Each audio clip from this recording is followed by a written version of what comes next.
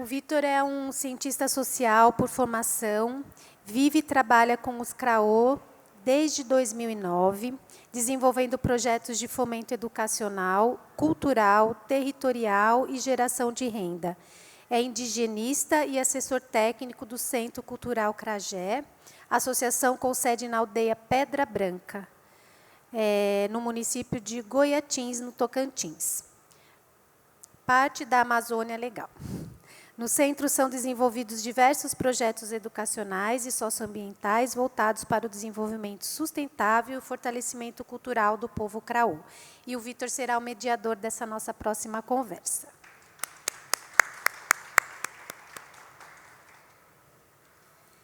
Eu gostaria de chamar também, então, a Cláudia Regina, do Programa do Artesanato do Amazonas. A Cláudia é chefe do Departamento do Artesanato e Economia Solidária, da Secretaria Executiva do Trabalho e Empreendedorismo do Amazonas, é formada em administração e servidora pública estadual há 31 anos, dos quais 11 como coordenadora estadual do artesanato amazonense. Participou do grupo de trabalho do governo federal, que estudou e elaborou a base conceitual do artesanato brasileiro. Quero convidar também a Maria da Fé, administradora e mestranda em Antropologia Social, trabalha há 30 anos na Associação Comunidade Waimiri Atroari, tendo participado de sua fundação, assim como das 4 lojas de artesanato dessa comunidade, incluindo a Galeria Amazônica. Nesta última, criada em parceria com o Instituto Socioambiental. Trabalha na gestão administrativa e também na curadoria do artesanato de mais de 30 povos indígenas de diversas regiões amazônicas. E também a Luciane Lima, por favor, que é formada em turismo pela Universidade Estadual do Amazonas, é do povo tariano e vive em São Gabriel da Cachoeira, lá no Amazonas. Foi gerente da Casa Uariró e atualmente coordena o Departamento de Negócios Socioambientais da FOIM, Federação das Organizações Indígenas do Rio Negro, instituição que articula ações em defesa dos direitos e do desenvolvimento sustentável de 750 comunidades indígenas na região mais preservada da Amazônia, para estimular a geração de renda a partir da produção sustentável de produtos artesanais. Valorizando a história e os traços indígenas da região, criaram a Casa Uariró, com artesãos de 23 povos do Rio Negro. E essa mesa ela traz como tema políticas públicas e os desafios do território.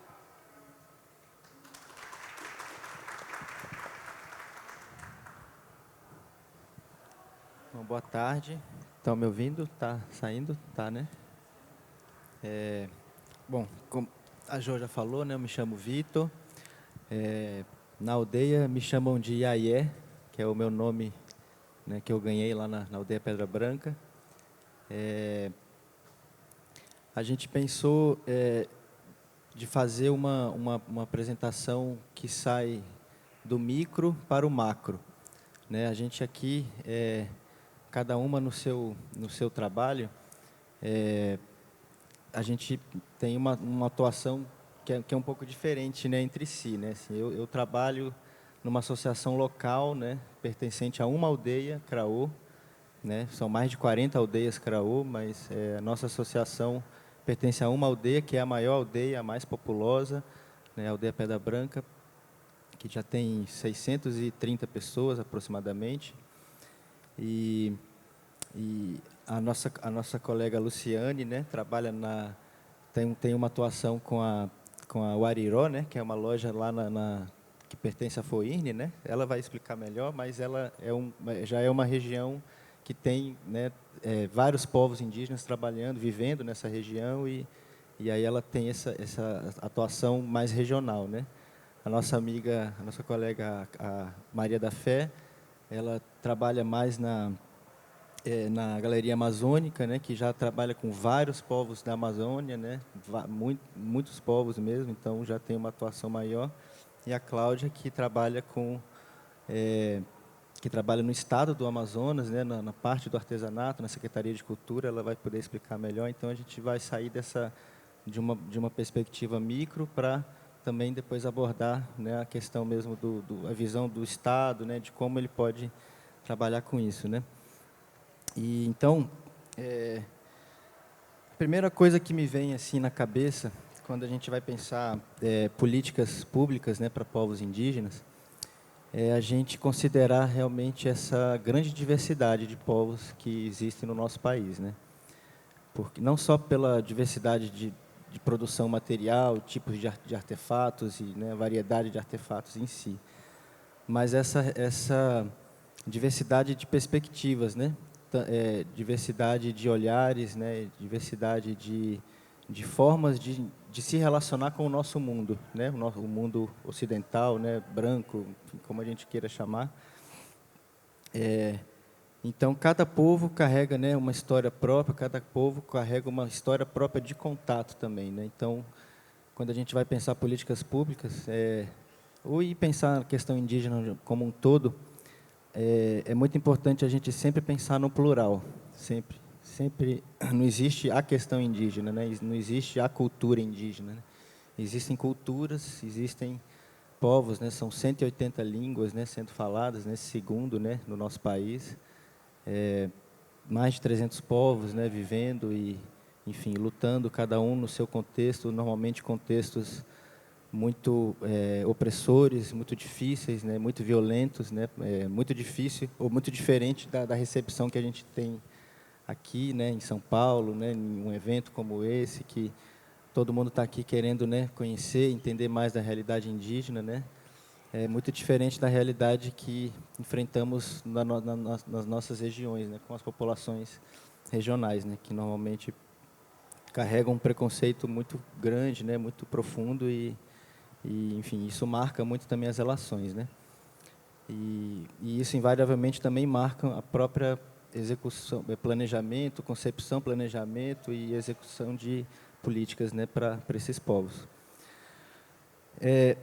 Os desafios do território, né? Acho que quando a gente pensa em território, né, a gente está sempre pensando na natureza, né? Está sempre pensando na mata, né, na preservação da natureza e de como os indígenas se relacionam com a natureza. E aí acho interessante assim pontuar que esse próprio conceito de natureza é um conceito bastante externo, né?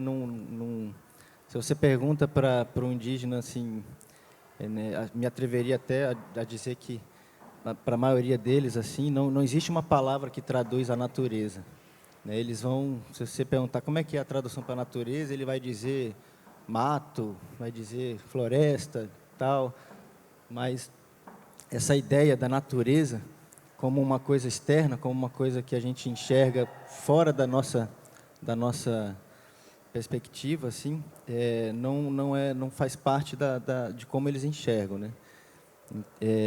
Então acho que é muito importante pontuar isso, assim, pontuar que os povos indígenas eles têm uma outra maneira de se relacionar. Quando a gente fala assim em respeito à natureza, né? Pedir licença, né, para entrar no lugar, de ir para o mato e ter toda aquela relação respeitosa, ela é insuficiente para a gente entender como funciona a relação deles com a natureza. Né, tem um antropólogo que acho que conseguiu resumir isso muito bem, assim, que é um antropólogo, é o Eduardo Viveiro de Castro, que ele desenvolveu o conceito de perspectivismo ameríndio. E esse conceito é muito válido assim para, né, para a gente entender essa ideia assim de que nós, né, nós ocidentais nos enxergamos como animais, né, também, né. Nós somos seres humanos mas também somos animais e nos diferenciamos pela cultura, né. E os povos indígenas eles invertem essa lógica, eles enxergam todos os outros animais, não só animais, plantas, frio, a água, a pedra, o morro, tudo são seres humanos também. A humanidade é o fundo comum, não é o fato de sermos todos animais, é o fato de sermos todos humanos, né? E essa ideia, eu acho que é uma ideia fundante assim para a gente começar a pensar em como trabalhar com esses povos, né? Como buscar entender, né, essa relação que eles têm com a natureza, com a espiritualidade, né? Enfim, todas essas questões. Então, eu acho que a gente ainda peca muito, né, enquanto sociedade, né, de ainda não se atentar muito para essa questão, né? Parece ser um pouco desconexa, né, com a ideia da política pública, mas eu acho que a política pública ela é construída a partir, né, da perspectiva do público que vai ser atingido por ela, né? E é muito importante a gente ter né, começar a pensar, né, nesses termos para a gente também entender como construir indicadores que vão nos auxiliar nessa ideia, né, de produzir políticas para povos, né, para povos indígenas. Então, isso é uma coisa que é um fundo comum, né? Apesar de eu ter ressaltado essa diversidade, que ela é muito viva, muito real mesmo, mas existem questões que a gente pode trabalhar como um fundo comum, né? Como essa ideia do perspectivismo ameríndio, né? Então, essa ideia de como os povos, né, se relacionam com a natureza, elas também estão diretamente ligadas à forma como eles produzem o artesanato, né? E a relação que eles têm com as matérias-primas, né? E aí a gente entra no entendimento sobre território, sobre como eles ocupam o território, como eles fazem o uso desse território, né? E o grande desafio hoje é a gente lidar com essa ideia de que a gente demarca, né, o território indígena, né, a nossa sociedade, o governo demarca os territórios indígenas, e aí eles são, de alguma forma, assentados nesses lugares, nesses territórios, e acaba que muda toda a dinâmica de vida deles, né? Os Craô mesmo, né, que é o povo com quem eu trabalho, vivo e trabalho, eles eram seminômades, eles não ficavam mais de 10 anos na mesma aldeia, né? Eles faziam uma aldeia e aí ficavam 10 anos, né, mais ou menos, né, 10 anos nessa aldeia, e depois eles já mudavam para outros lugares, já ia para outros lugares, né? Usavam os recursos ali em volta e depois iam para outros lugares. Hoje eles já não fazem mais isso, né? Hoje eles enfrentam o desafio de estarem vivendo no mesmo território, né? A nossa aldeia mesmo, Pedra Branca, é uma aldeia que já vive nesse mesmo local, mais ou menos no mesmo local há 100 anos, mais ou menos, desde a última migração deles, assim, eles já se fixaram naquela região e por ali estão já há muito tempo. Então, os desafios se acumularam, né? Criou-se outras formas de lidar com o território, né? Porque é um território já demarcado, tem umas fronteiras demarcadas, né? E aí, dá uma olhada aqui para não perder muito tempo aqui, senão passa, né?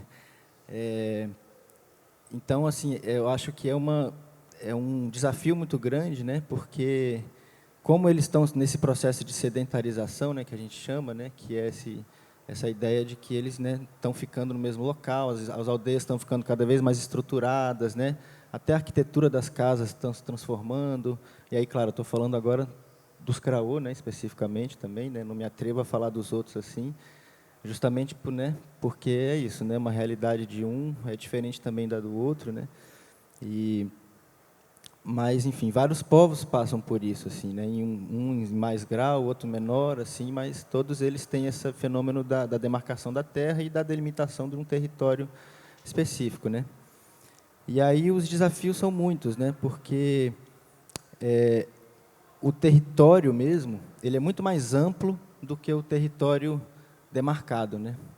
E olha que eu estou falando do caso dos Craô, que eles tiveram a demarcação deles foi nos anos 50 ainda, né? Uma demarcação já tem muito tempo. Eles têm um território que para a região é considerado um território assim não grande assim, mas ainda, né? Ainda eles conseguem realmente manter uma vida tradicional ali, um modo tradicional de vida, né? Usando os recursos do território para manter os rituais, manter a culinária tradicional, manter várias né, enfim, vários movimentos que eles têm, né? Mas eles também já lidam com esse contato, né, direto com a nossa sociedade, né? E isso, enfim, né, muda muita coisa mesmo, né? Só ver um lembrete aqui. Então esse desafio de lidar com esse território, né, quando ele é demarcado assim, a gente, no caso nosso lá, tem algumas aldeias que tem uma circulação que vai para além desse território, né, demarcado. Então, um desafio que a gente passa lá, por exemplo, no caso da nossa aldeia Pedra Branca, o local onde eles tiram, onde tem muita da semente da tiririca, que é essa sementinha aqui, que parece umas miçangas, né? Mas é semente furada uma a uma. Ela é o local onde tradicionalmente eles coletam essa semente, fica fora do território. Não é o caso de outras aldeias Craô que tem locais perto deles que tem muita tiririca. No caso da nossa, está fora do território. Então, tem todo um trabalho enfim, de relacionamento com os fazendeiros, com o pessoal de fora, que, enfim, que cada vez mais fica um pouco mais complicado e tudo, mas até hoje tem dado certo, né? Tem dado certo elas fazerem a colheita anualmente nessas regiões, mas é um desafio, né? É um desafio grande, porque é um lugar longe, né? Os tempos mudaram, então eles eram acostumados a fazer grandes caminhadas, eles tinham inclusive um movimento, né, que era de fazer acampamentos, né, de sair acampando e ficando no mato muitos meses durante o ano, né, principalmente na época da estiagem, né, na época seca, que é esse momento agora, né?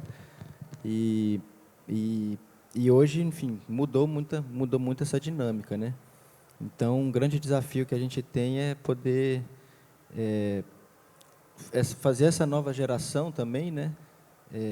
Conseguir acessar esses lugares, né? Conseguir acessar essa memória do território que vai se perdendo, né? Porque está ali, a vida na aldeia vai ficando cada vez mais circunscrita na aldeia, né? A relação com a cidade se intensificou, então também há uma dependência dos produtos da cidade. E aí a gente tem esse desafio, né, como associação, né, de conseguir viabilizar essas coletas, viabilizar esse movimento, né, porque é uma produção que também tem uma função ritual, né, mas também tem também a função de gerar renda, né, de ter a comercialização, e eles também já têm essa perspectiva mesmo, né, de produzir para vender, para gerar renda, né. Então, enfim, eu acho que, né, assim, dessa perspectiva micro, né, que eu queria apresentar, eu acho que é por aí, assim, né, esse entendimento, assim, para a gente entender como os desafios são nessa ordem, né. E aí ontem também me atentei a Ana Terra falou uma coisa também que na hora me chamou a atenção, porque fiz esse link também com essa nossa realidade, quando ela fala de um povo que começou a produzir muito banco, né? Um povo, acho que parente dela, nem era o povo dela mesmo, mas era um pessoal lá do Xingu, que produz aqueles bancos maravilhosos que eles fazem. E aí o apelo comercial aumentou, e eles acabaram fazendo um manejo meio inadequado, né, dos recursos em volta da aldeia, e hoje eles já não têm mais madeira suficiente para produzir os bancos, eles estão tendo que ir cada vez mais longe, buscar, né? Então, esses desafios também são muito... essas questões são muito também latentes, né? E enquanto política pública, é interessante a gente pensar na ideia de trazer também, não trazer soluções, mas trazer ideias que possam ir em diálogo com os saberes tradicionais, buscar formas de manejo, né, dessas matérias-primas, né? E isso é algo que ainda falta muito o Estado, né? O Estado, acho que tem uma atuação na parte da comercialização, né, de viabilizar a comercialização, de viabilizar que essas produções possam, né, circular e escoar, né, Brasil afora ou até mundo afora, mas às vezes esse olhar para dentro do território, né, ainda falta, né, da parte das políticas, né, de auxiliá-los nesse desafio de promover manejos né, que não estavam na dinâmica tradicional deles, né, de fazer, porque por conta né, dessa mudança da dinâmica territorial. Antes eles ficavam pouco tempo, iam mudando, e aí os recursos iam se renovando por eles mesmos, né? E hoje é diferente isso, né? E é claro que eu estou falando também da nossa região, uma região que os territórios são menores, né? E então já encontra realmente, já chegamos um pouco nesses limites, né? Não que a gente tenha ainda uma preocupação assim de perceber que está acabando e tal os recursos na nossa região, assim. Acho que ainda não chegamos nessa questão, assim. Até porque eles mesmos já têm, tirando a tiririca, que é uma planta que você vai tirando, você tem que tirar toda a semente mesmo, todo o mato, o capim todo ali, e a semente você tem que tirar tudo para poder processar. Mas as fibras, né, eles já têm eles sempre tiveram técnicas de tirar as fibras sem matar a planta, né? O tucum mesmo, né, mas tira só a parte do meio, não tira nem as pontas, nem embaixo, que aí a planta se renova e continua, né, não morre. Né, o buriti também, eles tiram o olho sem... Tem uma parte lá que você não pode cortar mais para baixo, você corta num limite ali que depois ele nasce de novo e vai e continua. Você não mata a planta para tirar essa matéria-prima, né? Mas isso, enfim, são alguns detalhes que ajudam, né, também nessa preservação, mas há um desafio profundo nessa parte mesmo de gestão e manejo dos recursos, né, por conta dessa demarcação. Então, acho que talvez eu já cheguei já no meu tempo. Gostaria de passar então a palavra para a Luciane, que vai apresentar o trabalho da Uariró, né, que é uma região muito bonita. Eu já tive o prazer de conhecer lá uma vez e gostei muito, né? São muitos povos, é uma diversidade incrível, né? Um município que tem 3 ou 4 línguas, né, indígenas, 4 línguas oficiais, né? Co-oficiais, né? Mas não são só essas 4 faladas, né? São mais de 20 línguas lá também na região, né? Todo mundo fala 3 línguas lá, né? Mas ela vai contar melhor. Então, boa tarde a todos e a todas. Os últimos serão os primeiros, né? Então, eu me chamo Luciane, do povo tariano, né? Meu nome indígena é Bálida, que significa segunda filha, né? Então, é um prazer imenso estar compartilhando o nosso trabalho, a nossa luta, né? A forma de nós resistirmos para existir, principalmente. Então, eu estou atuando na coordenação do Departamento de Negócios Socioambientais da Federação das Organizações Indígenas do Rio Negro, do Alto Rio Negro, né? Então, composta por 23 povos indígenas, abrangendo 750 aldeias, né? E 90 associações filiadas à federação, né? Então, dentro da federação, nós trabalhamos com mapeamento, monitoramento do território, sustentabilidade, governança e fortalecimento das associações, né? Dentro do departamento, falando um pouco do trabalho da Casa Uariró, que é uma loja que não tem fins lucrativos, né? Então, por isso que nós chamamos de Casa Uariró, que é a casa do produtor, né? A casa do artesão. Então, lá ele encontra as possibilidades de escoar seus artesanatos, né? Tendo menos trabalho na logística, na emissão de nota fiscal, a gente fazendo esse trabalho todo para ele. Mesmo que tenham vários povos, a gente sabe que a gente não consegue também receber e nem trabalhar por todos. Mas a gente está com um trabalho muito bonito de estar dentro das comunidades, de estar fazendo oficinas para que não morra, né, para que não acabe a nossa cultura, valorizando a juventude, as mulheres. Ontem foi colocado muito sobre o machismo, né, que infelizmente ainda existe, e a gente tem isso também dentro da região. Então, a gente sempre coloca, né, o lugar de mulher é onde ela quiser, né? E é com isso que a gente vem buscando um lugar, né, onde nós queremos chegar, buscando nossos sonhos, né? E a Wariró veio para fortalecer os artesãos e artesãs. Nós fazemos encontros anuais com as comunidades, com os artesãos, para trabalhar em coletivo. Ontem também foi colocado o sentido do coletivo, né? Quem decide, quem põe preço, quem que avalia. Então, a nossa forma de trabalhar dentro da Casa Wariró é através de uma pactuação com os artesãos. É uma discussão coletiva, né? Nós temos o Encontro Arte Wariró, que hoje mudou de nome, que antes a gente só se falava nesses encontros de artesanato. Hoje a gente vai se falar também do SAT, né, do Sistema Tradicional, Sistema Agrícola Tradicional, né? Também precisamos discutir sobre isso, que é uma forma também de encontrarmos a sustentabilidade dos povos. Então, hoje é o encontro geral dos produtores, que inclui produtores da agricultura familiar e os artesãos.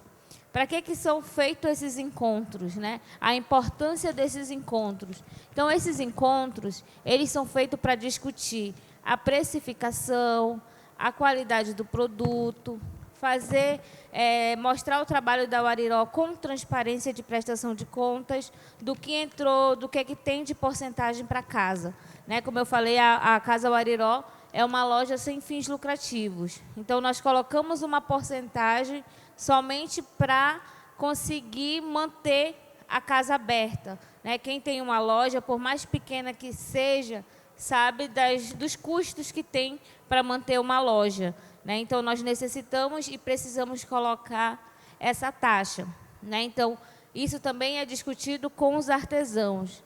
Nem eu fui gerente, hoje eu não sou mais a gerente. Temos uma gerente lá, que é a Rosângela. A gente não coloca o preço que vem na nossa cabeça ou a diretoria, mas sempre numa discussão coletiva. E a FOIRN, né, já tem 35 anos de caminhada, 35 anos de luta, né, com grandes resultados, grandes conquistas. Uma delas é a demarcação de terra. Então, a gente continua buscando e lutando. Nós também trabalhamos com turismo. Hoje, algumas iniciativas já em andamento, outras a gente está buscando conversar e conscientizar, né, de como fazer o turismo, né? Nós temos uma rica beleza dentro do Rio Negro.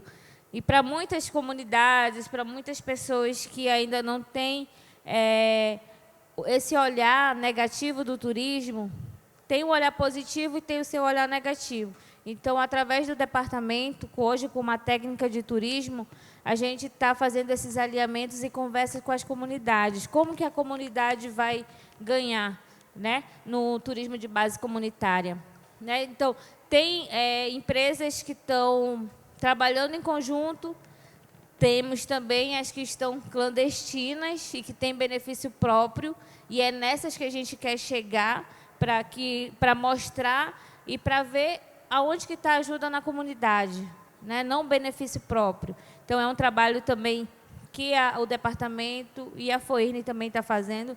Ontem eu recebi uma imagem de uns garimpeiros entrando no Rio Negro.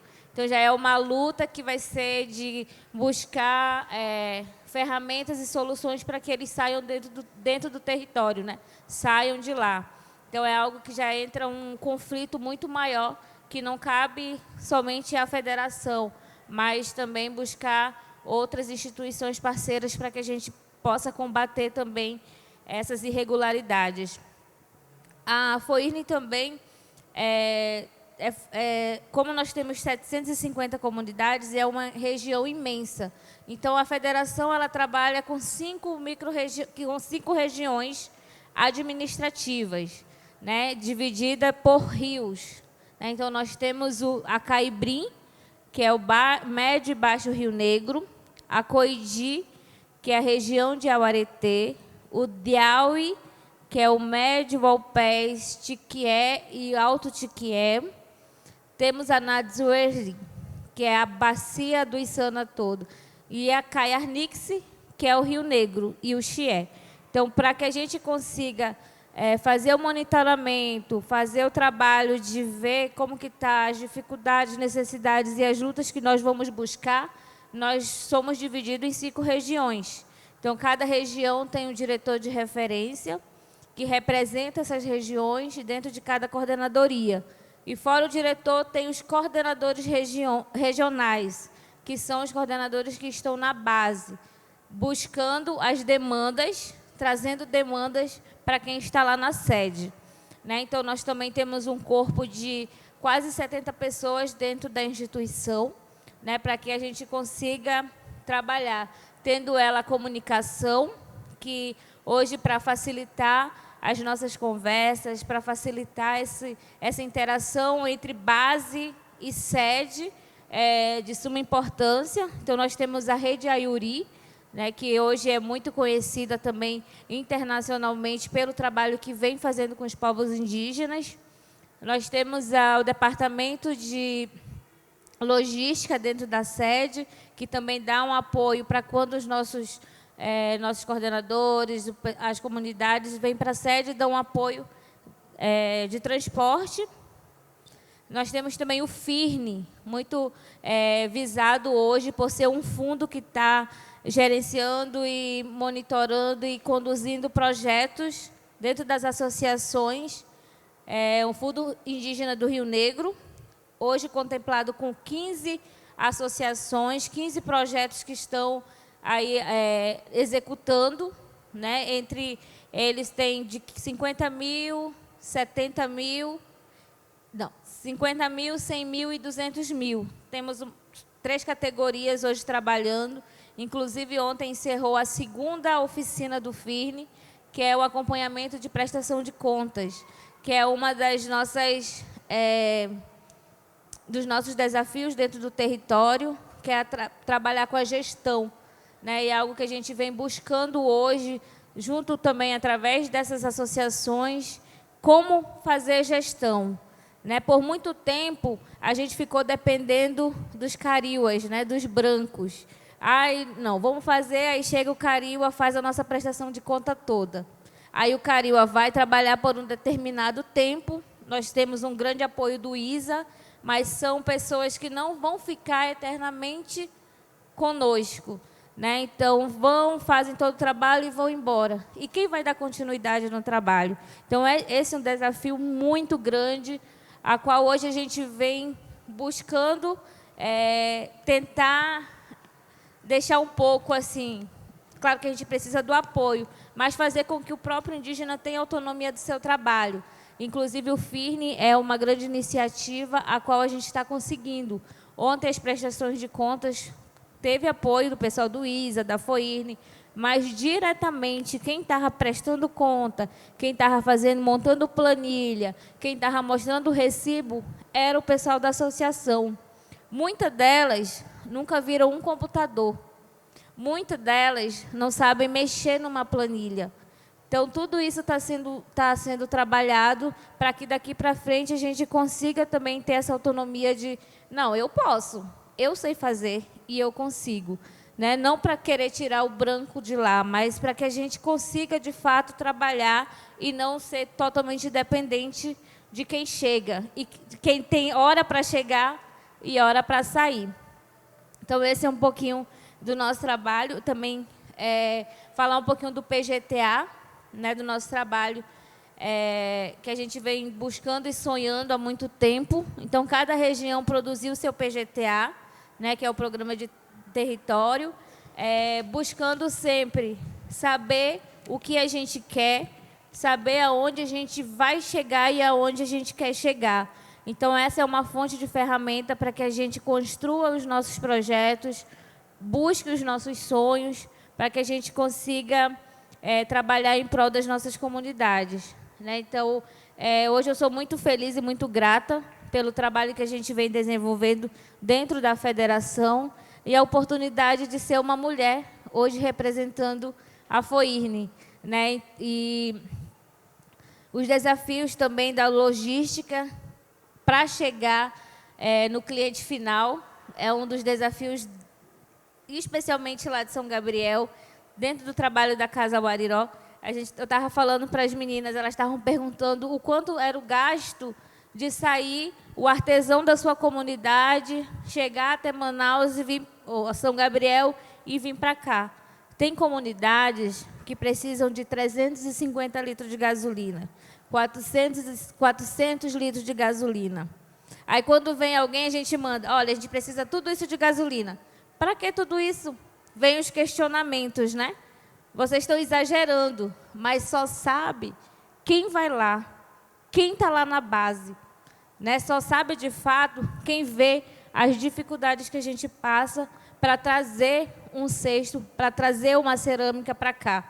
Né? Para trazer um colar que seja, brinco que seja. Tem que vivenciar a Amazônia para poder entender essa logística. E isso é legal de estar hoje aqui, porque eu poderia estar... nós temos muitos parentes espalhados dentro do Brasil todo. Né? E, geralmente, quando a gente ouve falar de conversas, mesas, a gente só vê carinhas de pessoas que hoje não estão vivendo lá na comunidade, não estão, de fato, vivenciando com o povo lá na base. Então, eu me sinto muito honrada e posso dizer para vocês com firmeza o quanto é dificultoso trazer um artesanato para cá. Estava falando para elas, 400 litros de gasolina é mais de R$2.000. Muitas vezes, o que eles trazem de artesanato para a cidade não chega nem a R$1.000. E ainda querem colocar preço nos nossos produtos. E como onde a gente está até falando, a gente sempre conversa, né? Como nós somos da mesma região, a gente estava conversando dessa situação. Eu não consigo vender, vem alguém, eu dou R$100 em 4 produtos. Por não ter aonde vender, por não ter mais paciência, acaba vendendo e fazendo com que o seu artesanato seja algo fácil. Né? Então, a gente vem também trabalhando nisso, na qualidade do produto. O primeiro olhar do artesão é o olhar de cliente. Nós estamos numa distância imensa daqui. Eu sempre falo para os artesãos, quando vocês fizerem o artesanato, olhem como cliente. Porque a gente manda foto para o cliente lá de São Gabriel. O cliente que está aqui em São Paulo acredita em quem está fazendo a mídia, né? Em quem está divulgando. Então, todo esse processo é trabalhado com cuidado. A gente vem mostrando e fazendo mostrando para os artesãos como não é fácil e mostrando que a casa é a oportunidade que eles têm de escoar, porque eles não precisam pagar aluguel, funcionário, contador. Nós fazemos esse serviço todo na Casa Wariró e esperamos que seja, de fato, o centro comercial dos 23 povos do Rio Negro. Obrigada.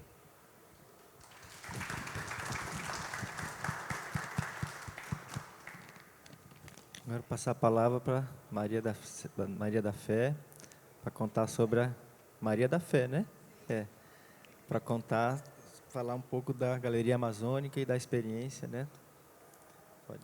Oi, gente. Eu trouxe uma apresentaçãozinha. Tá ligado?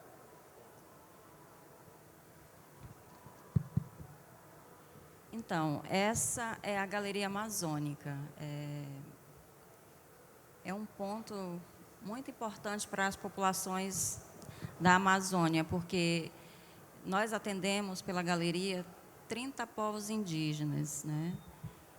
A galeria ela começou em 2008, né, através de uma parceria. Né? Na verdade, ela começou pelo encontro de 2 amigos, né?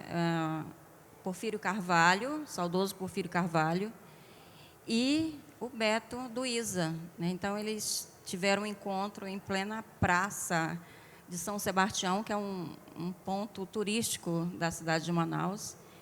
E eles tiveram essa conversa sobre trabalhar o artesanato de vários povos em um ponto comercial. Então, a gente já estava à procura desse espaço.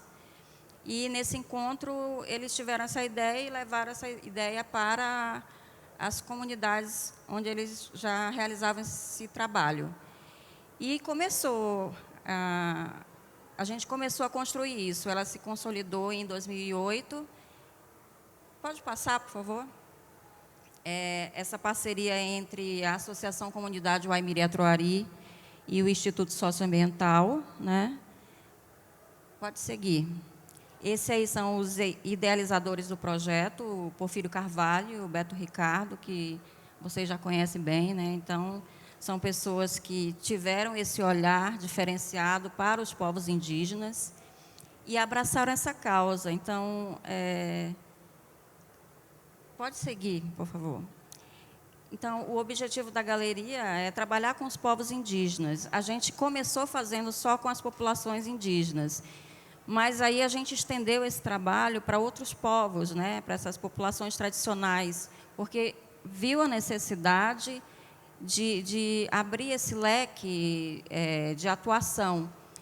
E os índios apoiaram essa causa, né? Então, acolheram essas outras populações. E a gente tem uma estratégia de negócio, que é o princípio do comércio justo, baseado nas relações, né, de valores e respeito à diversidade socioambiental. Esses aí são os povos atendidos pela Galeria Amazônica, né? Preciso referenciar que no período... A gente agora está atendendo apenas 30 povos, mas nós chegamos a atender 52 comunidades diferentes, 52 etnias diferentes. Mas, com a pandemia, isso não foi possível. Nós chegamos a pensar em fechar a galeria nesse período. E a gente teve que procurar uma forma de tentar deixar esse espaço aberto. E procurando várias possibilidades para que isso acontecesse. Então, no start, num desses dias muito difíceis em que a gente passou durante esse processo da pandemia, a gente pensou, vamos fazer uma campanha, mas fazer uma campanha para deixar uma loja aberta, quem é que vai doar alguma coisa para uma loja, que isso é muito difícil, né? Mas aí eu digo, vamos fazer. E procuramos pessoas parceiras que entendessem a nossa causa. E a gente fez o convite para a Artesol para ajudar a gente a divulgar. Entramos em contato com o pessoal da comunicação do ISA e colocamos essa campanha na rua, porque a gente precisava deixar esse espaço para essas comunidades, porque a gente sabia que depois da pandemia isso seria muito difícil para eles. Durante a pandemia já foi difícil a gente continuar porque o recurso que a gente tinha era muito pouco. E como dividir isso entre as comunidades que a gente assistia? E de que forma dividir com eles que não afetasse uma comunidade que tinha uma população maior ou não. Então, isso foi muito difícil para a gente fazer. Mas a gente fez a campanha, não atingimos a meta que a gente estipulou, mas provocamos os parceiros, no caso o ISA e a CWA, para que apoiasse e continuasse com a ideia de manter a galeria aberta. Mesmo durante a pandemia, a gente procurou, além da campanha, uma outra forma de deixar que esse espaço continuasse funcionando. Então, a gente criou também a loja virtual nesse período. E foi muito difícil, porque vender nesse período de pandemia, as lojas todas fechadas, e quem é que compra artesanato nesse período? Porque estava todo mundo tentando sobreviver, principalmente na Amazônia. Então, acho que todo mundo viu aí o que aconteceu. Então, era uma coisa muito dolorosa, e a gente dizia para os índios, não venham para a cidade, fiquem nos espaços de vocês, fiquem no território, porque aqui é um risco muito grande para vocês. E fazer eles entenderem isso, porque eles estão lá no meio do mato, distante, às vezes precisam se deslocar até a cidade, porque o artesanato é a fonte de renda deles. Então, para segurar eles, a gente teve que fazer toda uma questão logística, de atendimento, e a galeria ficou no sufoco, porque todo o recurso que a gente tinha, a gente reverteu para esse atendimento. Então, quando a gente fala em artesanato, a gente fala de populações tradicionais, de povos indígenas, de pessoas que tecem com as mãos e da forma que eles vivem, se reproduzem. Esse artesanato é uma forma identitária deles. Cada povo tem uma forma de se expressar através do artesanato. Então, é importante que a gente, quando se referencia àquele povo que chega na galeria para ser atendido, que você não pichinche, porque é muito comum na Amazônia a gente ver os lojistas, e isso é muito vergonhoso, de eu chegar aqui como representante de uma loja e dizer isso, mas acontece. Então, a gente não pode fomentar esse tipo de procedimento das pessoas, porque a gente não sabe o custo que foi para a pessoa extrair aquela matéria-prima, tratá-la, né? E leva mais ou menos, acho que o mínimo de 90 dias para uma peça. Eu estou falando das pulseiras de Uarumã, que são as pulseiras produzidas pelos Waimiri-Atuari, pelas mulheres Waimiri-Atuari. Então, o processo de extração e todo o tratamento da matéria-prima até chegar nas lojas é muito delicado, é muito trabalhoso. Então, a gente não pode dar preço para o trabalho de ninguém. Isso é vergonhoso a gente ver. Então, é importante a gente questionar, principalmente aquelas pessoas que atravessam o caminho desses povos e tentam, de alguma forma, enganá-los. Então, isso acontece na Amazônia. Então, é importante a gente apoiar essas iniciativas que são feitas, como essa feira, por exemplo, para dar visibilidade a esse artesanato. E a gente precisa se conscientizar que nós estamos falando de pessoas, de seres humanos. Então, é isso que o artesanato ele fomenta. Eu queria que... vai chegar uma parte aqui muito importante para vocês, que é a expressão desse povo. São alguns dos artesãos atendidos pela galeria. Então, são muitos povos diferentes. Mas, ali embaixo, ó, vocês estão vendo ali, são as índias Waimiri-Atuari, elas extraindo a fibra de Uarumã, tratando ela.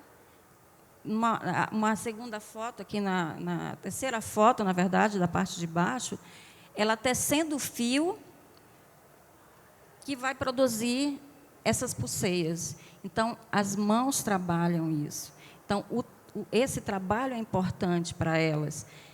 E cada artesanato ele tem uma finalidade, porque o artesanato, os índios eles têm uma forma, né, de ver o artesanato, porque para eles faz parte do cotidiano deles. Para a gente é um adorno, é um utensílio, mas para eles não, faz parte do cotidiano. Então, eles usam nos rituais, para armazenar alimentos. Então, tudo isso, para eles, faz parte dessa visão cosmológica que eles têm com a natureza e com os trabalhos manuais que eles realizam. Pode passar.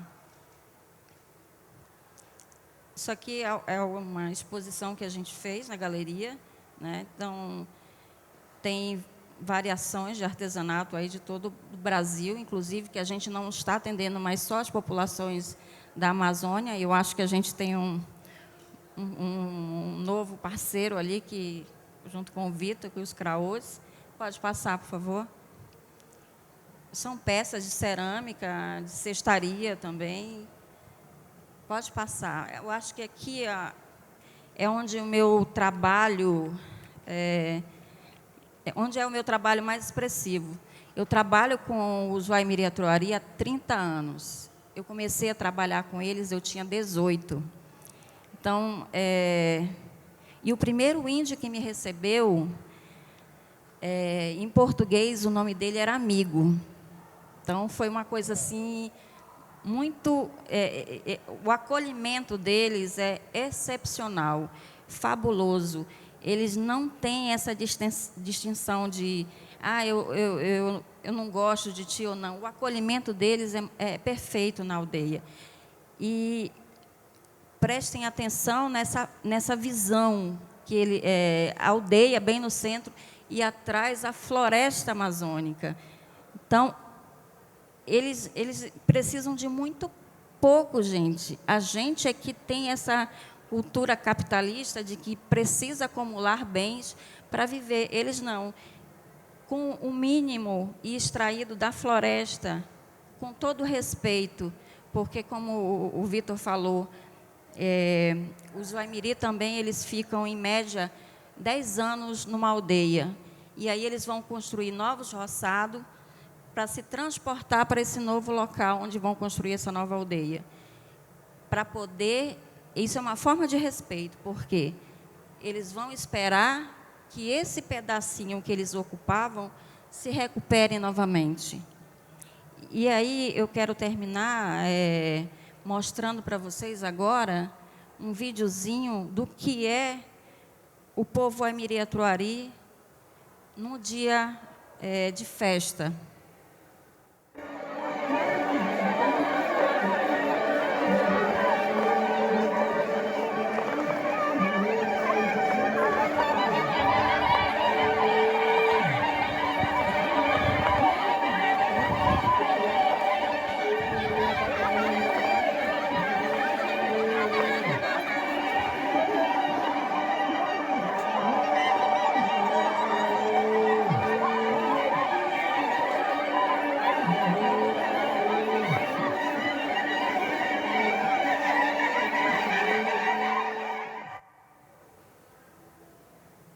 Pode passar, por favor.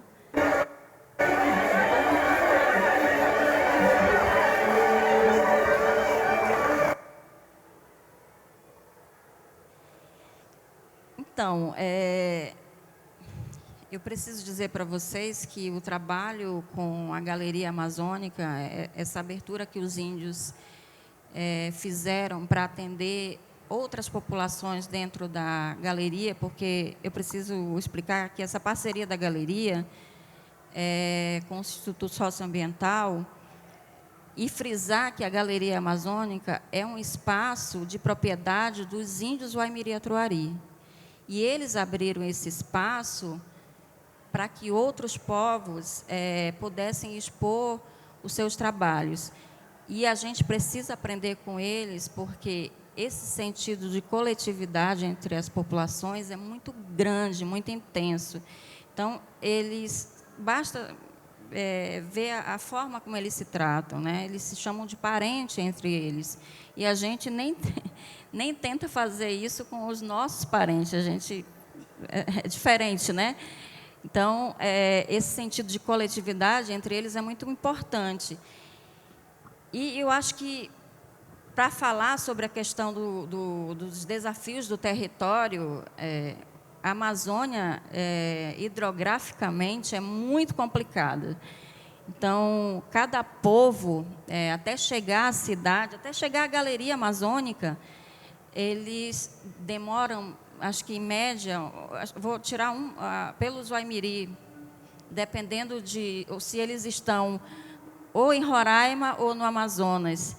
Tem aldeia que você leva mais de 12 horas de bote, gente. Você tem que dormir, às vezes, no meio da floresta. Então, olha a complicação que é, olha o risco que é. Até você chegar para trazer o seu artesanato e chegar aqui, aí você encontra uma pessoa que quer dar preço ao seu trabalho. Eu acho que nós brancos, nós caminhar, como eles costumam chamar para a gente não aceita isso. E por que a gente tem que impor isso para as populações indígenas? Eu acho que isso é uma vergonha ainda, né? Então, falar sobre essa questão do isolamento é importante, a questão logística também é precária, porque se você tem você são vários braços de rio até chegar à Amazônia, é complicado, não tem infraestrutura. Às vezes o índio ele sai de canoa, ele não tem um motor de polpa, não são todas as populações que conseguem ter um motor de polpa, porque não tem combustível, como a minha colega ali falou. Essa questão é muito rigorosa, assim, é triste a gente ver como eles chegam cansados, com fome. A gente precisa falar isso também. Recurso financeiro, às vezes, se perdem no caminho. né, até chegar às ações, até porque a gente está falando de Amazônia, e a gente fala, a nível de Brasil, são 305 etnias, 274 línguas diferentes, e 50% dessa população está localizada na região amazônica, nas regiões entre Pará, Amazonas, e por aí vai.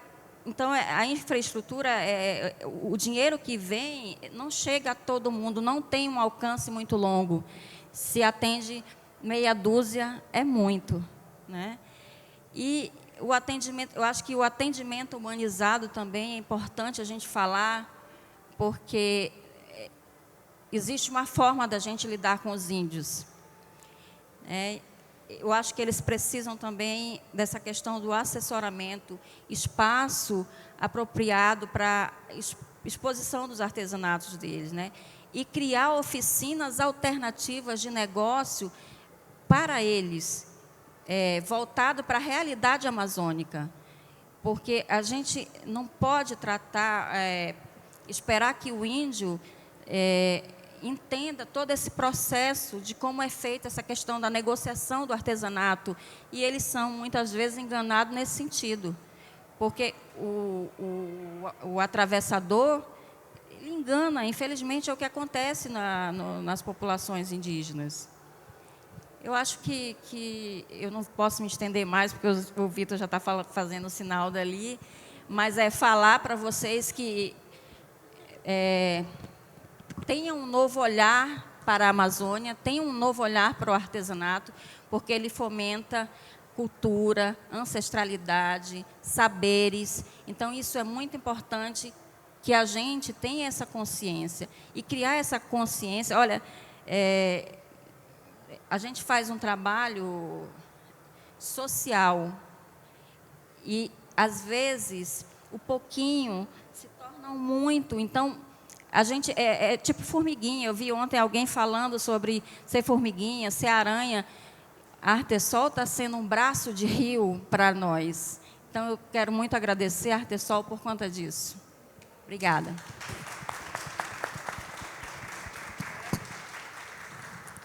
Eu estou nessa de avisar, é culpa da Carol, viu? Falei para a Carol que eu ia falar que a culpa era dela. Não, e eu falei a Carol perguntou se eu tinha trago slide. Falei, Carol, se eu for trazer slide, eu vou falar de 750 aldeias e 90 associações. Dá-lhe a apresentação, né? Vamos passar a palavra para a Cláudia. Obrigada, Vitor. Primeiro, eu quero agradecer o convite da Artesol, agradecer a Jo pelo convite de estarmos aqui, para falar um pouco o que o governo faz enquanto política pública no governo do Estado do Amazonas. Desenvolver política pública para o artesanato no Amazonas ou na Amazônia é muito difícil. É caro, né? É doloroso, porque a gente costuma dizer que artesanato, a gente já ouviu de políticos nossos dizer que artesanato é uma coisinha. E isso nos frustra demais, né?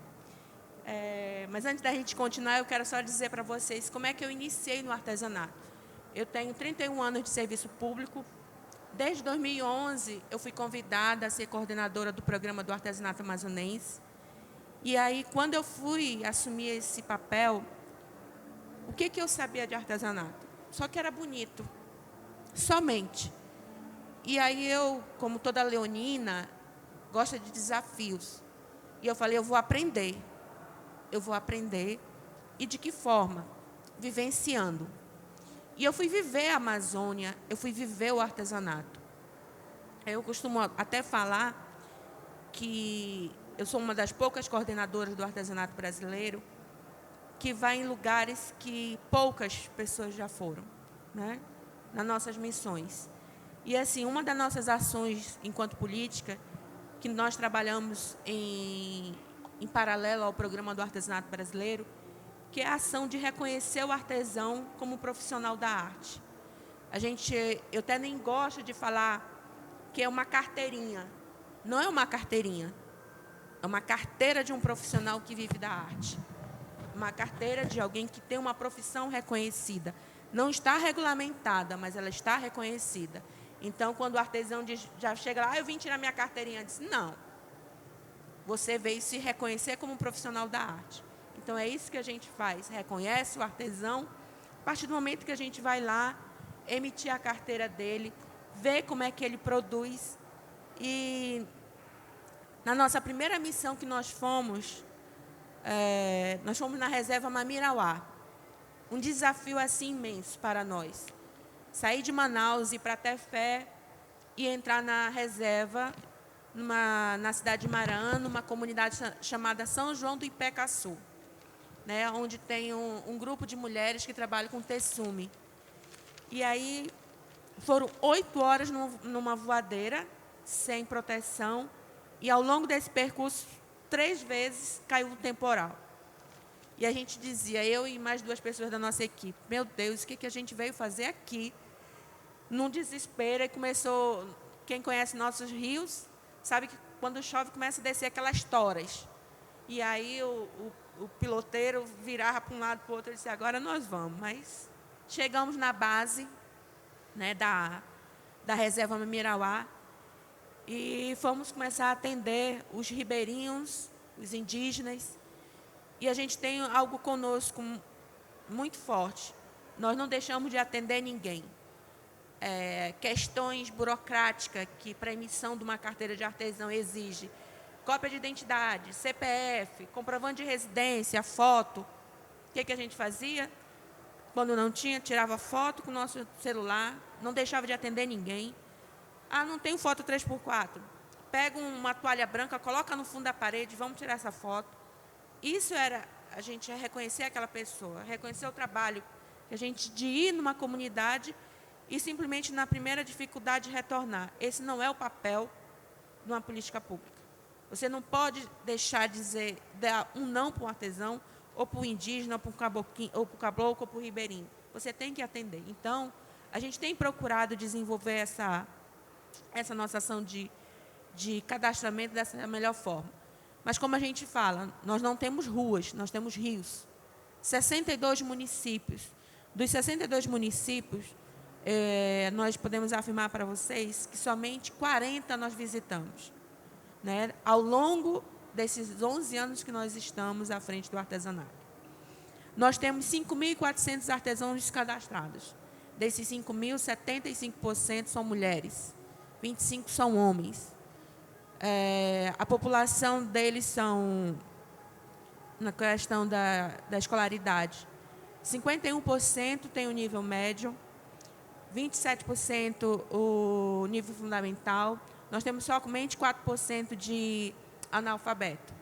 Então, para a gente, é um número muito bom com relação a isso, que a gente vê que o artesão ele se preocupa, ele tem se preocupado em alcançar longos voos, né? E nós temos também números muito interessantes da questão do artesanato, questão de comercialização. De janeiro até o momento agora de setembro, que nós estamos participando de feiras, nós já comercializamos 2,1 milhões. Isso somente de eventos que o governo do estado está presente e tem um controle, beneficiando cerca de 631 artesãos, diretos e indiretamente. De 2019 até o presente, já foram comercializados R$ 5.900. Então, dizer que artesanato é uma coisinha, não é. Ele gera renda, ele gera ocupação para diversas populações.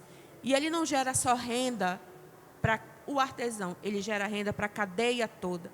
Porque a partir do momento que o artesão ele vai colher a matéria-prima dele, se ele não tiver o seu bote, sua canoa, ele contrata uma pessoa também para ir ajudar. Isso já faz parte da cadeia. Ele vai colher a matéria-prima. E aí eu ouvi muito aqui a gente está falando de desafios com relação ao manejo. Realmente, Vitor, o manejo é uma preocupação muito grande nossa, porque o que está acontecendo? Cada vez mais, nossos artesãos estão indo a lugares mais distantes para colher o arumã, para colher o cauaçu, porque não encontra mais. E, assim, a comercialização ela é muito boa, mas também ela prejudica, em um certo momento, quando um lojista ele quer um produto e o artesão vai colher a matéria-prima de forma, como diz, verde, ainda não está no preparo, né? O Arumã ainda está desenvolvendo e eles já estão cortando, porque eles têm encomenda para entregar. Então, isso é um desafio muito grande, trabalhar com o manejo. Foi falado muito de logística, e a nossa logística ela é cara, né? E não somente a logística. Quando a gente fala disso, a gente fala também embalagem. Eu vou dar um exemplo para vocês. Nós tivemos uma lojista que comprou um produto de Benjamin Constant, da comunidade Bom Caminho. As artesãs enviaram esses produtos. Quando a lojista foi despachar lá no aeroporto, a Polícia Federal parou ela, na hora que estava para internação. O que foi que aconteceu? A embalagem aonde foi colocados os produtos e da forma que eles vieram dentro do barco, embaixo do porão do barco, tinha resíduos de pólvora. E aí, quando passou na esteira da fiscalização, pararam, teve que ser recolhido todo o produto, a lojista teve que levar, tirar, limpar, né, para poder despachar. Então, quando a gente fala de logística, não fala só de trazer o produto, tem também a forma como trazer o produto até o cliente. Se você trabalha com barro, né, com cerâmica, você não pode trazer de qualquer forma.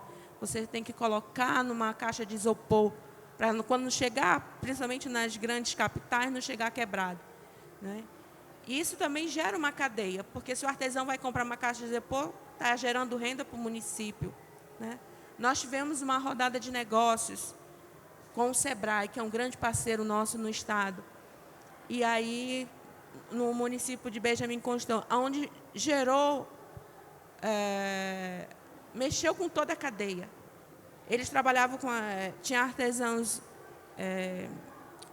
acho que é Camaruá, desculpa, gente, que eu não, como diz a Dona Maria, a Covid me deixou esquecida. Mas teve uma comunidade indígena lá, que eles trabalham com as lanças grandes. Aí o que foi que fizeram? Compramos aqueles tubos de PVC para colocar e para poder despachar e trazer para cá. Então, isso gerou também uma economia dentro do município. Isso é bom para a gente, né? É bom para o artesão. E a gente tem não só esse desafio de logística, temos desafio de conectividade. O artesão ele está perdendo venda, e aí também por conta de não ter acesso à internet, né? De divulgar o seu produto. Nós temos várias comunidades que elas têm um potencial muito grande, mas que, infelizmente, o artesão, o próprio areal lá em São Gabriel da Cachoeira, o artesão não tem acesso lá. Quando vem para na parte urbana, é que vem receber as suas encomendas. Isso também dificulta. E o lojista, às vezes, não entende isso, dessa nossa dificuldade que nós temos para dar o feedback para eles, né? Principalmente os artesãos. Com relação ao que a Maria da Fé falou, das pessoas que não sabem, querem desvalorizar, eu acho que é desvalorizar o produto. Nós já compramos brigas com lojistas, de chegar com um artesão nosso e dizer assim, olha, eu quero 30 produtos, um exemplo, por R$100. Eu chego lá e disse, não, você não vai fazer isso. Você não sabe o trabalho que deu para o artesão colher a matéria-prima, a hora de trabalho dele e até ele trazer o produto para um evento. Então, o artesão, a partir do momento que ele começa a entender isso, ele começa a valorizar mais. E a gente começa a quebrar, Maria da Fé, essa situação que tem com esses atravessadores. Mas, infelizmente, a gente sempre costuma falar, o poder público não chegou lá, mas quem chegou foi eles.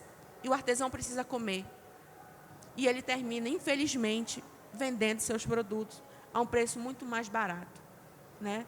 Nós temos lugares, como eu falando, 62 municípios, falta 22 municípios para irmos, que nós ainda não fomos.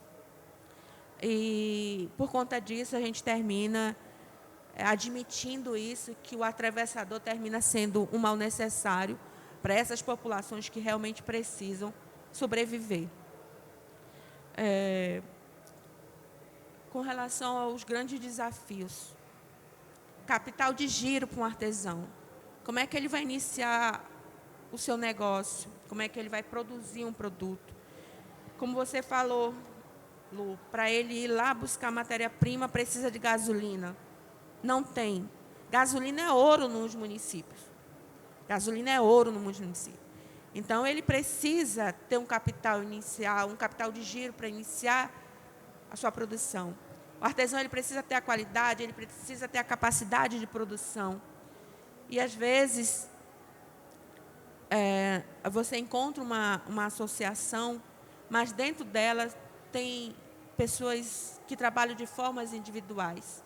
Então, a gente precisa estudar uma forma deles se unirem mais, porque eles unidos eles conseguem alcançar altos voos, como o grupo da Dona Maria.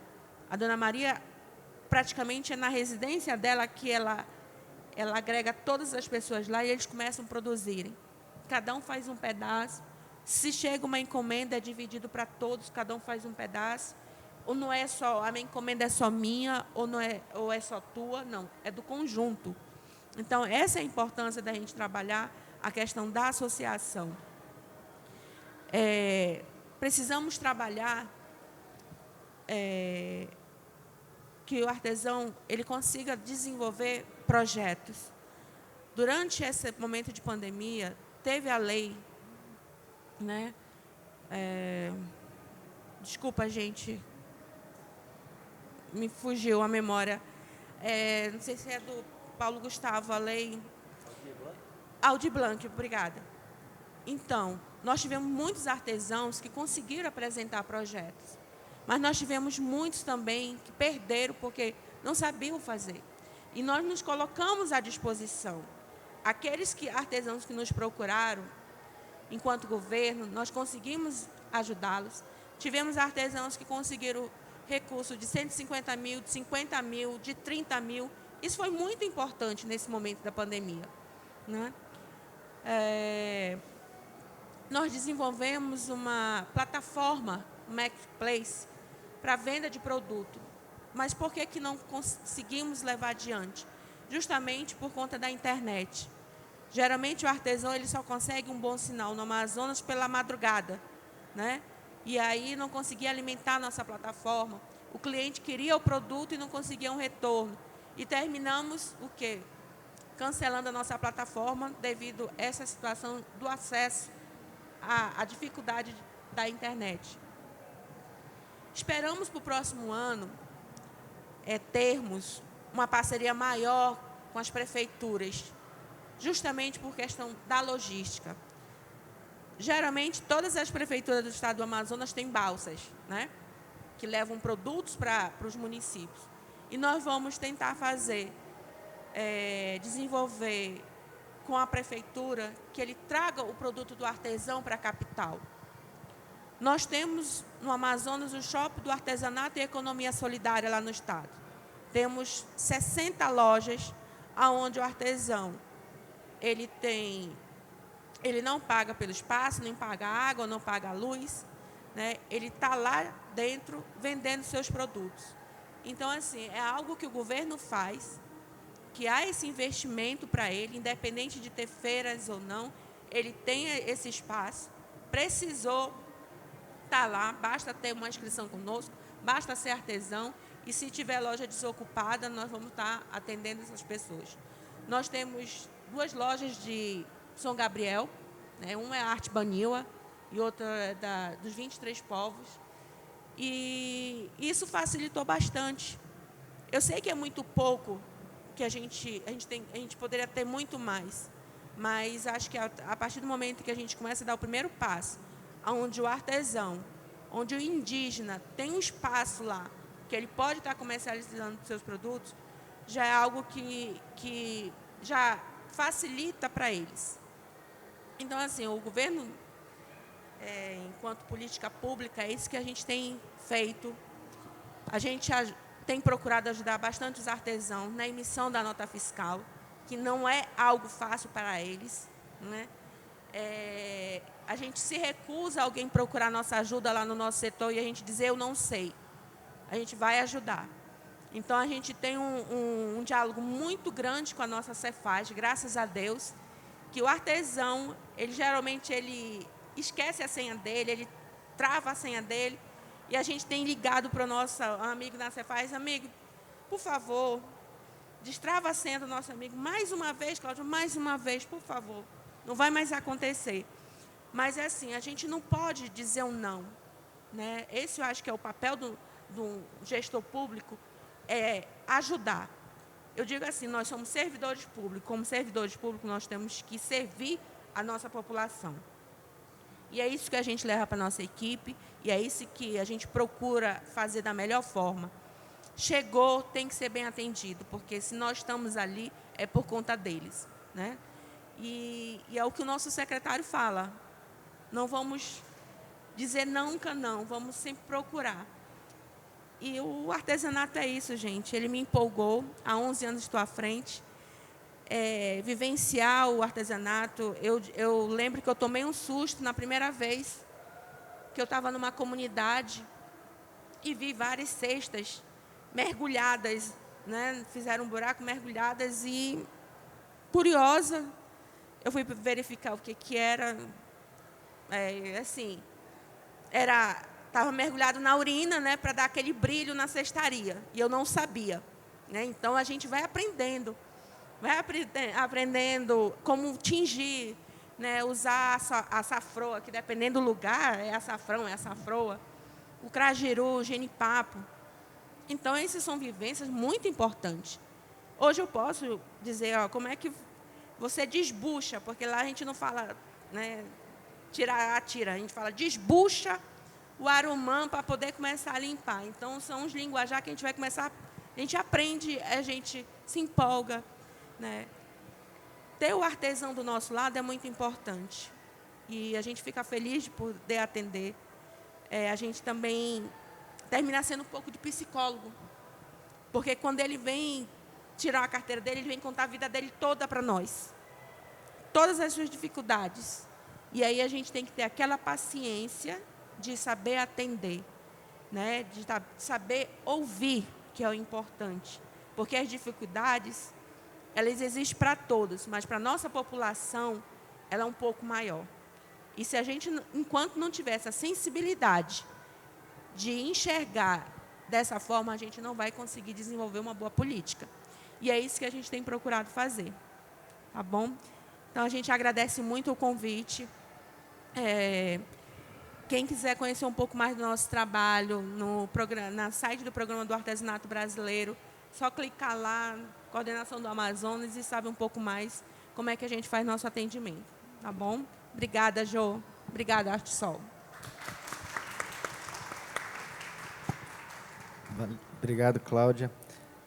Bom, eu mesmo também, a Carol tinha falado para eu também fazer algumas perguntas, né, e fico muito lisonjeado de poder estar dividindo esse espaço com, né, 3 mulheres tão experientes, com tanta história, né, para contar. Eu acho que a gente ficaria aqui, né, até mais tarde escutando tantas histórias, né, importantes também de serem contadas e serem, né, espalhadas, porque é isso, é o processo de sensibilização que todos nós precisamos passar para poder melhorar a nossa sociedade, né?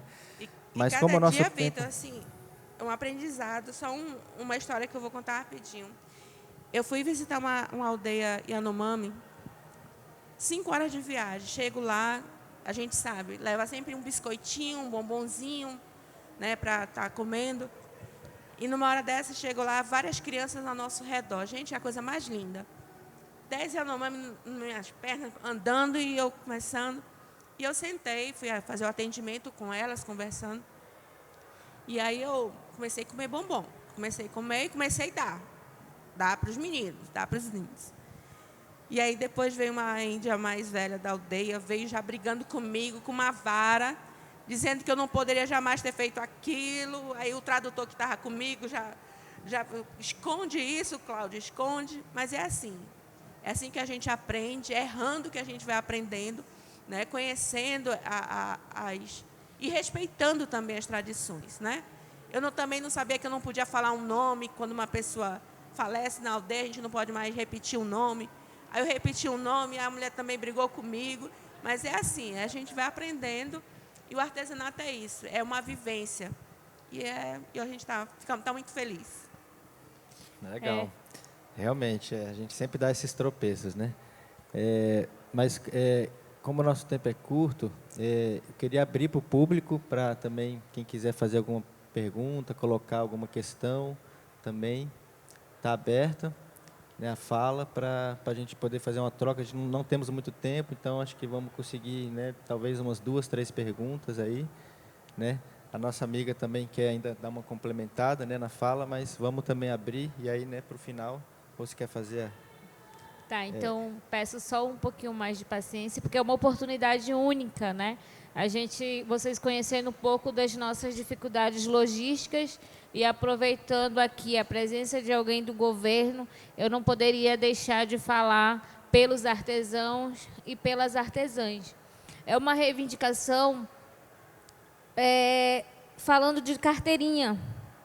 A carteira, que é uma necessidade que todo artesão tem, né, de valorização da sua profissão.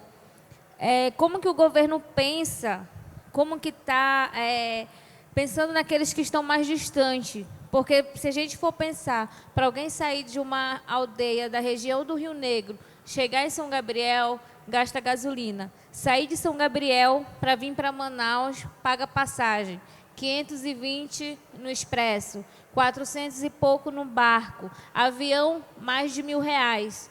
Como que a gente fala tanta dificuldade da logística de trazer o artesanato e agora vocês imaginem para ele sair da sua área de conforto para chegar na capital para a emissão da carteira, né? Então, de que forma que o governo pensa em beneficiar essas comunidades mais distantes? Eu digo muito do meu município, porque quando a gente faz o cadastramento dos artesãos na plataforma da Casa Wariró, eles sempre perguntam: e a carteirinha? E a carteira? Quando que a gente vai tirar? Tem possibilidade da Wariró conseguir uma parceria com o governo para trazer?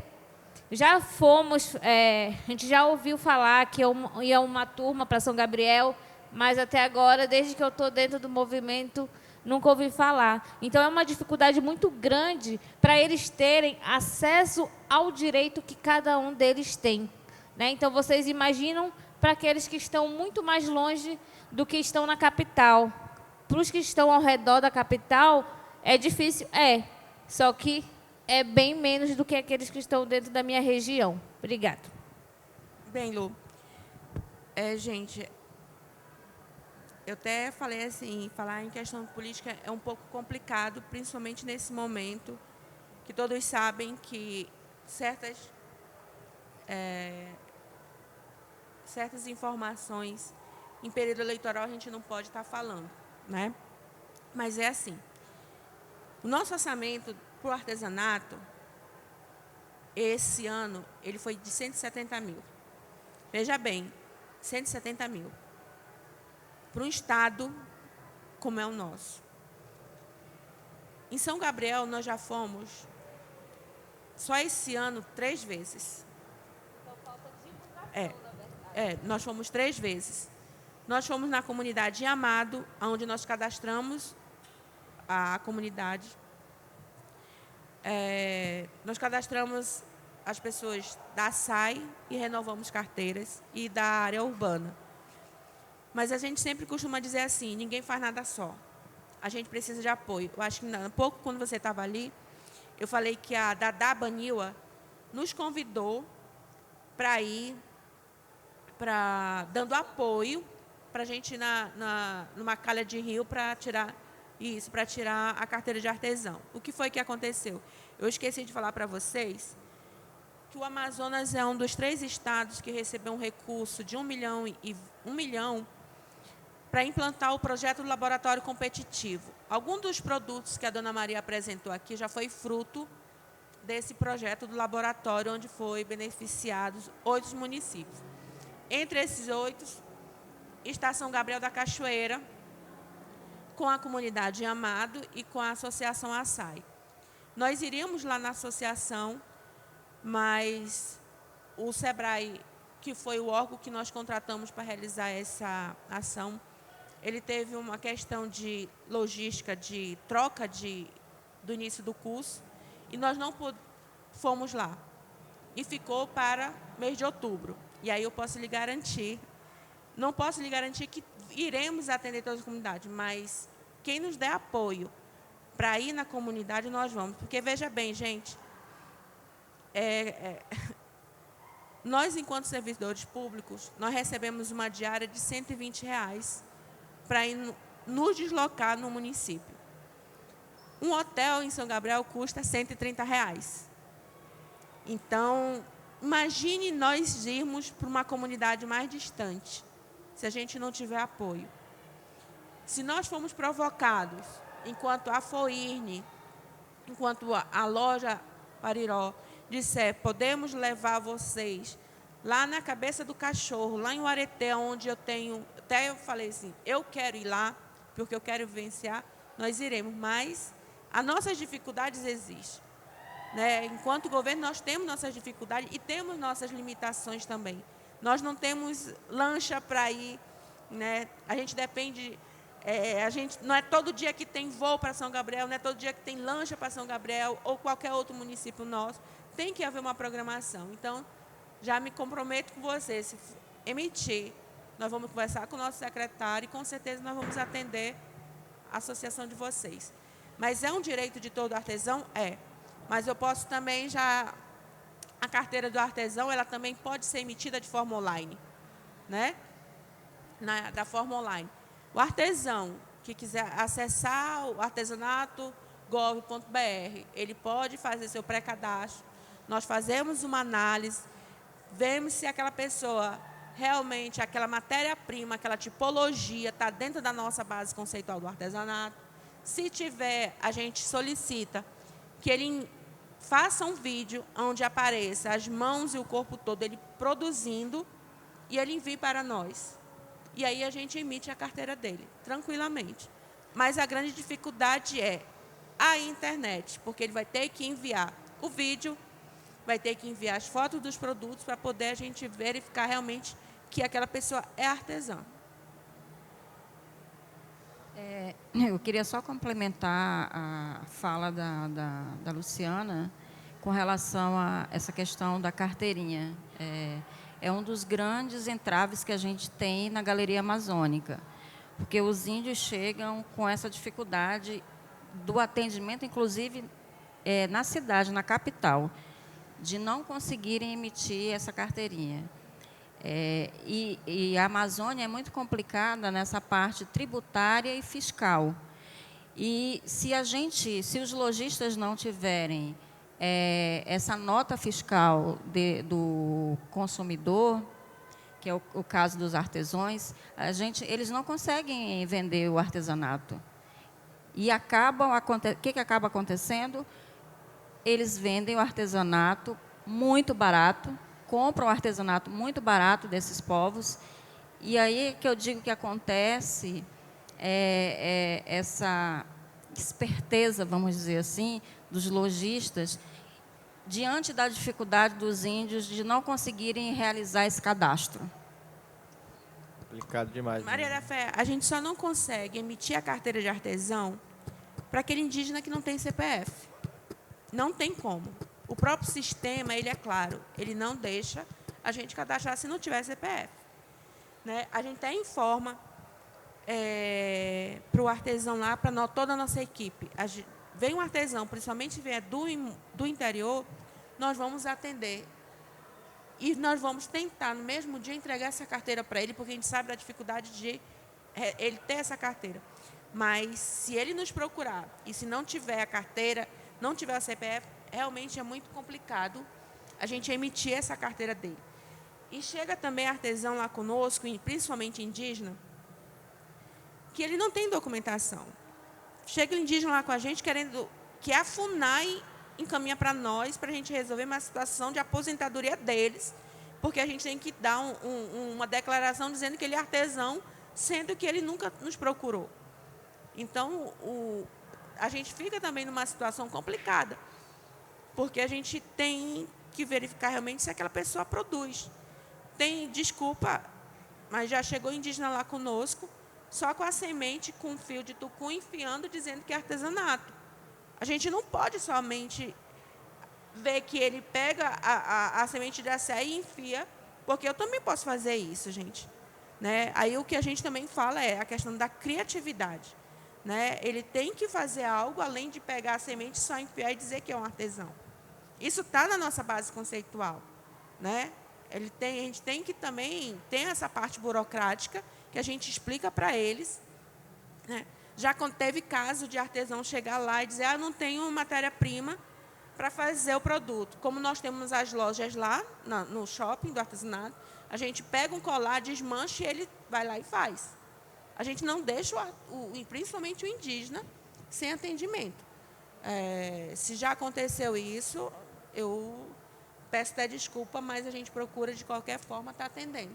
Até porque, quando eles chegam lá conosco, eu quero vender para a galeria, eu quero vender para um lojista, e a gente não mede esforço. A gente tem todo o trabalho, até mesmo de fazer o cadastro dele na Cefaz. A gente cria um e-mail para o artesão. A gente não coloca dificuldade, a gente facilita. Porque ele, vendendo, ele para de bater também na porta de estar pedindo. Né? Porque o artesão é empreendedor. Às vezes a pessoa diz assim, o artesão ele é um coitadinho, ele não é. Né? Vamos comprar porque... Não, o artesão é empreendedor, o artesão ele cria, né? Ele luta e ele não vende só um produto, ele vende uma história dele, principalmente a história. Então, isso é que nos motiva. Legal. Acho que o nosso amigo queria fazer uma pergunta, tá? Acho que vamos ficar com a pergunta dele, que tinha levantado, e aí vamos encerrar. Pode.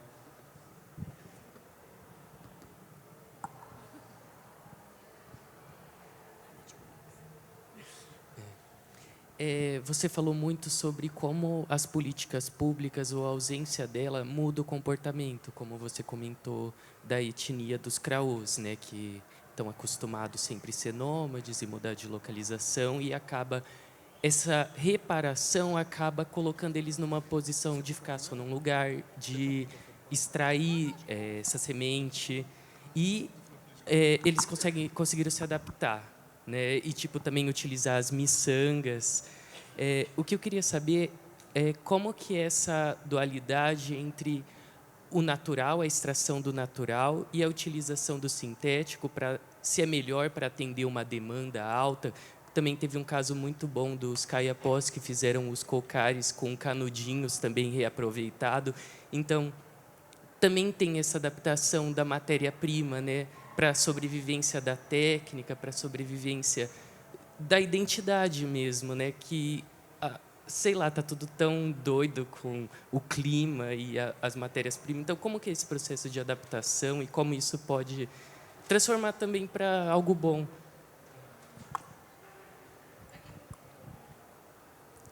Agradeço pela pergunta, porque vai me fazer tocar numa questão que eu acho muito interessante sempre de tocar. Quando você traz a ideia dos produtos sintéticos, né, a miçanga, né, e principalmente a miçanga, né, que é uma marca também já da produção de vários povos, né, eu diria que não é exatamente é uma substituição de alguma forma, mas a miçanga, especificamente a miçanga, ela tem um uso muito tradicional dela dentro da aldeia, né? A miçanga é um produto que já é feito pela nossa sociedade assim, né, ocidental há 700 anos. Né? Não é uma coisa que foi inventada na Revolução Industrial, por exemplo. Né? A miçanga mais apreciada pelos indígenas, que é uma miçanga feita na República Tcheca, né, eles fazem desde o século XIV essa técnica de fazer a miçanga de vidro. E tal. Então, a miçanga chegou com Cabral. Talvez ele estava usando um colarzinho de miçanga quando ele veio. Então, a miçanga foi incorporada pelos indígenas e quando ela entra na aldeia, ela ganha um uso completamente tradicional. Ela no caso dos craô, vira o quenré, né? Vira, né, que é o nome, né, na língua deles, e que tem um uso, uma circulação, um jeito de circular na aldeia totalmente tradicional. Eu costumo sempre brincar falando que se você vê um craô usando uma pulseira de tiririca, ele está pronto para te vender essa pulseira. Ele está usando provavelmente para vender mesmo. Agora, se ele está usando uma pulseira de miçanga, talvez ele não queira vender. Talvez ele venda também, claro, mas talvez ele goste daquela pulseira e sabe que aquela miçanga é difícil de arrumar e não vai conseguir outra tão cedo, então ele pesa ali se vai vender ou não vai vender a pulseira, porque eles gostam mesmo de usar a miçanga, né? E o uso ritual dela é muito forte, né? E, né, você usou o exemplo dos Kayapó também, eles usam muita miçanga nos rituais, né? E vários outros povos também.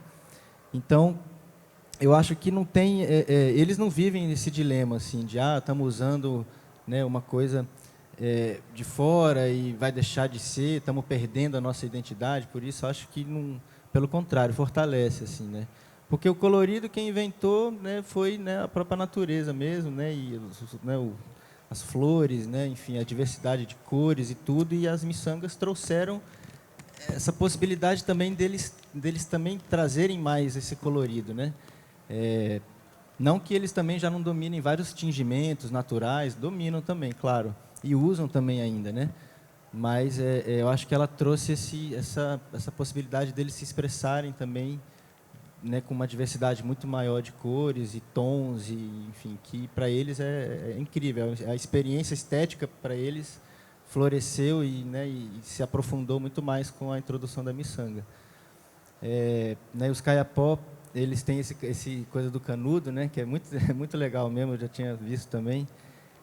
Eu acho que tem uma questão também meio legal, né, assim, de não poder comercializar pena, né, não poder, né, tem essa questão, né, que realmente uma limitação totalmente, né,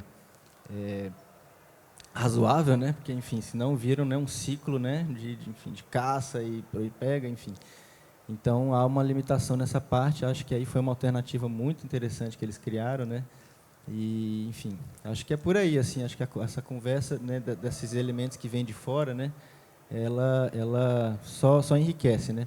Até porque a grande maioria dos conhecimentos e tradições, né, aí, ainda falando dos Kraô, mas talvez também de outros povos, vem de fora, né? Tipo, as músicas dos Kraô, eles não compuseram essas músicas. Foi o macaco que ensinou, foi aquela árvore tal, o buriti ensinou uma música, enfim, a batata ensinou uma música, enfim, todas as plantas e bichos e tudo tiveram uma participação nessa construção, né, cultural deles. Então, enfim, uma outra forma de diálogo, uma outra forma de lidar com o que vem de fora e se apropriar e, enfim, incorporar, né? Então, acho que é por aí. Acho que a Cláudia também quer complementar. Não, só informar que a nossa base conceitual do artesanato brasileiro, a técnica de montagem, a gente só aceita trabalho com miçanga dos povos tradicionais, que são os indígenas, os caboclos, os matrizes africanas. Então, na técnica de montagem, como você falou em tradicional, quando a gente vai analisar um artesão, se vier um branco na técnica de montagem com miçanga, a gente não emite a carteira para essa pessoa. Vou deixar bem claro que é o tradicional mesmo. Que realmente é a técnica que também é preservada, né? Bom, acho que é isso, né? A gente tem que finalizar, né, João? Não pode mais uma... Mas, gente, que mesa incrível. Foi muito bacana, assim, foi... Eu adorei. Acho que todo mundo trouxe aí uma perspectiva bem importante, provocações, enfim, para a gente seguir, né?